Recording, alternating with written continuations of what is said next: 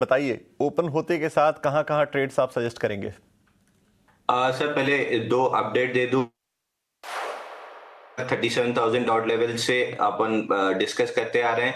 34,700 पहला टारगेट रहेगा, जिसके नीचे गैप डाउन खुल के 34,000 आ गया है। सेकेंड टारगेट 33,432 इनसाइट है। और जैसे ही ये मिलता है लार्ज कैप स्टॉक्स में, अगर बुलिश एविडेंस मिलता है तो बाइंग स्टार्ट करना चाहिए। दूसरा कल का बीटीएसटी था हिंदू कॉपर 605 रुपए पे 614.90 यानी 615 ₹10 मिल रहा है। इसमें प्रॉफिट बुकिंग करना चाहिए। और जैसे मैं बार बार बोल रहा हूँ, आपको बैंक निफ्टी में बढ़िया trade almost on the verge, trade about to happen वाली स्थिति है।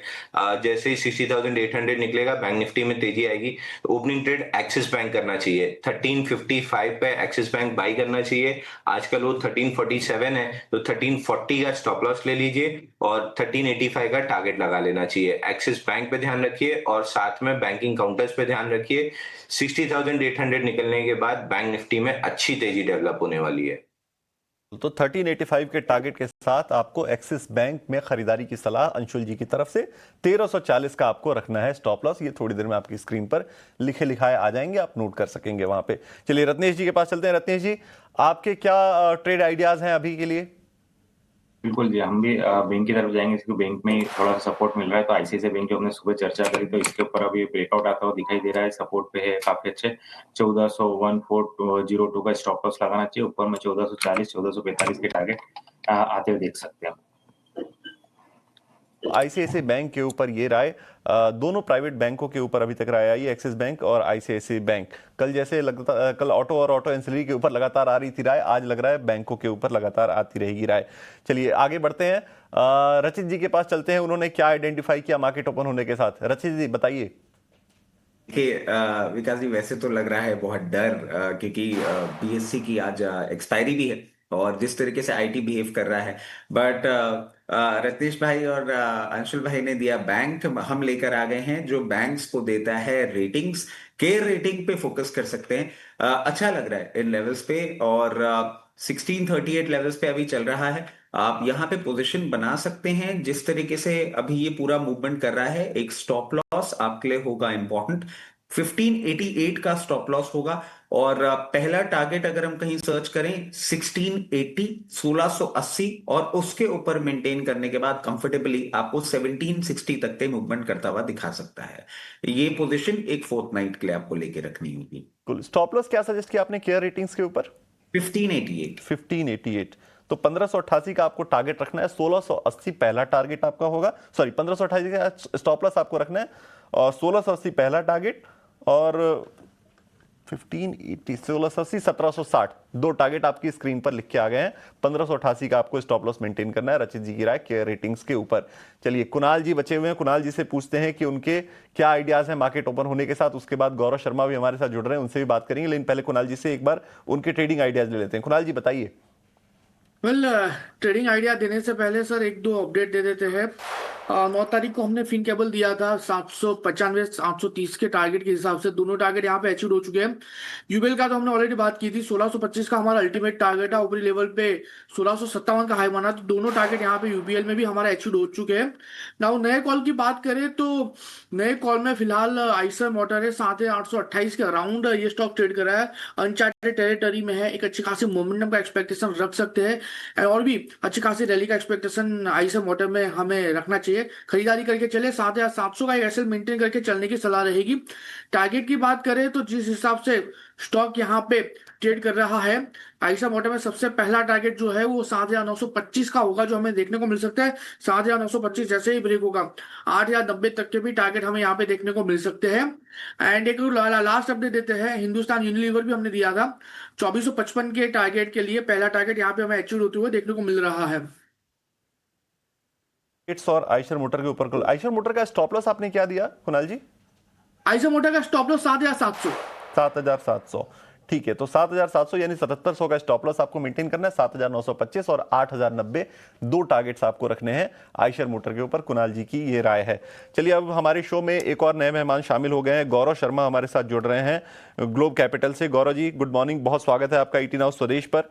पहले शुरुआत करते हैं आपके ट्रेडिंग आइडियाज के साथ ही, क्योंकि मार्केट ओपन हो गया और व्यूअर्स चाह रहे होंगे कि आइडियाज ज्यादा से ज्यादा मिले।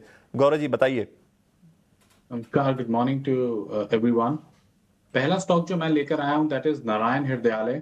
हॉस्पिटल स्टॉक्स कहीं ना कहीं अब बैलेंस आउट कर रहे हैं सिचुएशन को, रिजल्ट्स भी ठीक ठाक आ रहे हैं और उनके एक्सपेक्टेड भी हैं बेटर रिजल्ट्स, इन्होंने अभी पोस्ट नहीं किए हैं।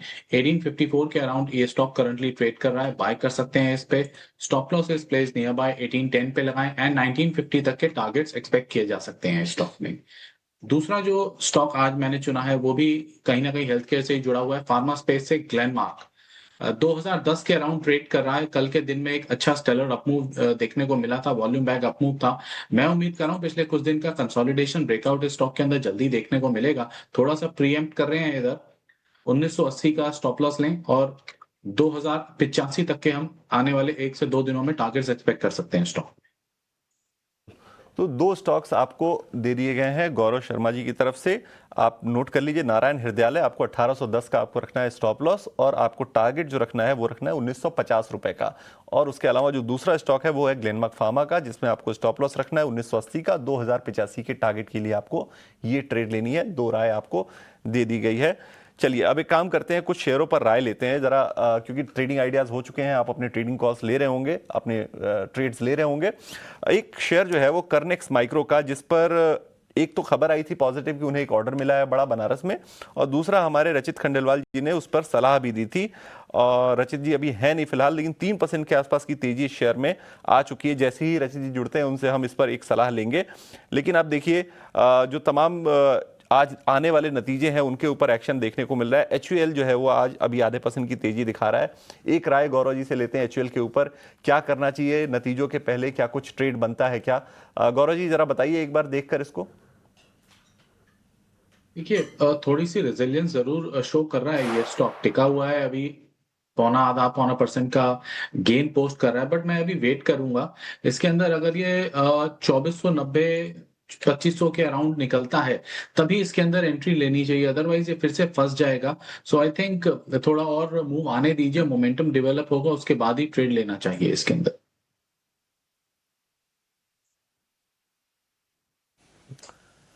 ठीक है, ठीक है, ये राय होगी आपके लिए HUL पर। आज पूरा का पूरा मतलब 4 दिन की तेजी जो बाजार में हुई थी और 100 अंकों से ज़्यादा की गिरावट निफ्टी में हो रही है। और जो विलन सेक्टर है वो है IT का।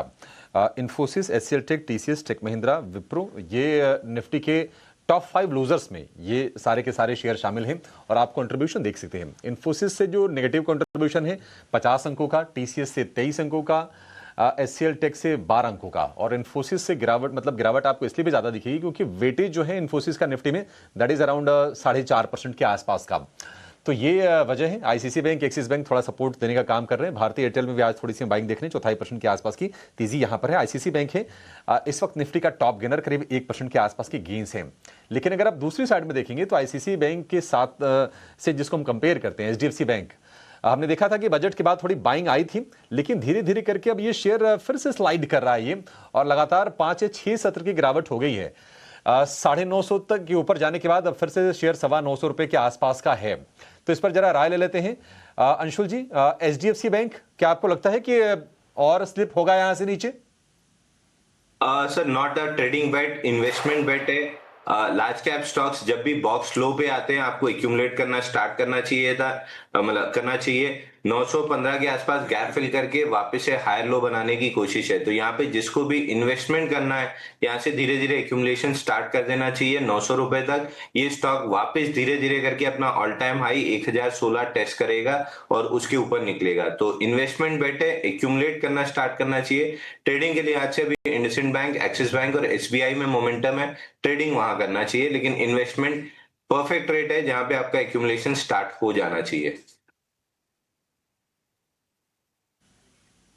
ठीक है, तो अगर आपका निवेश का नजरिया है, आप लंबी अवधि के बारे में अगर सोचते हैं, तो फिर कम्युलेशन वाले जोन में ये शेयर है आपके लिए। 1016 रुपए का टारगेट, 900 रुपए का स्टॉप लॉस अंशुल जी की तरफ से। एक शेयर जहां पर मोमेंटम थोड़ा सा बिल्ड होता लग रहा है, थोड़ा सा मैं लेट हो गया हूं, बट फिर भी मुझे लगता है कि मौके से बन जाएंगे, वो है हीरो मोटो। 0.25% शेयर अभी ऊपर चला गया है। कुणाल जी, राय आपकी हीरो मोटो को लेकर? वेल 5,780 के अराउंड ये स्टॉक अभी ट्रेड कर रहा है। जो व्यू हीरो मोटोकॉर्प में बन रहा है वो फिलहाल पॉजिटिव साइड का ही है। आली चार्ट पे तो बहुत ही बढ़िया मोमेंटम हीरो मोटोकॉर्प में देखने को मिल रही है, लेकिन अगर मैं डेली चार्ट की भी बात करूँ तो कहीं ना कहीं यहाँ पे हमें ब्रेकआउट आता हुआ देखने को मिल रहा है। डेफिनेटली जो यहाँ से व्यू बन रहा है पॉजिटिव साइड का है। खरीदारी करके चलिए 5,780 के अराउंड है। एसएल थोड़ा बड़ा आएगा लेकिन यही एसएल रखना पड़ेगा 5,550 का। 5,780 के अराउंड है। टारगेट की बात करें तो जो ब्रेकआउट हमें यहाँ पे देखने को मिल रहा है, अकॉर्डिंग टू ब्रेकआउट सबसे पहला टारगेट 5,955 का होगा, 5,955 एंड 5,955 जैसे ही क्रॉस करेगा ये आपको 6,240 तक के भी लेवल दिखा सकता है। सो व्यू डेफिनेटली हीरो मोटोकॉर्प को लेके फिलहाल पॉजिटिव साइड का है। पॉजिटिव व्यू फिलहाल हीरो मोटोकॉर्प पे। और देखिए कल